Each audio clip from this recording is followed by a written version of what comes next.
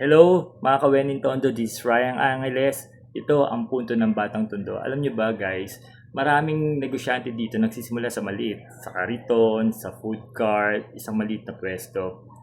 Alam nyo, malaking bagay na kapag sinusuporta natin sariling atin. Sino pa ba ibang susuporta sa Batang Tondo kundi kapwa Batang Tondo? Kung may choice ka na kumain sa between food chain pati may small business dito, piliin mo na yung may small businesses dito. Kasi yung mga malalaking kumpanya, malalaking restaurant, big time na yan eh. Bilyonaryo na yan eh. Pero tayo mga Batang Tondo, maliit pa lang. Suportahan natin hanggang umangat sila.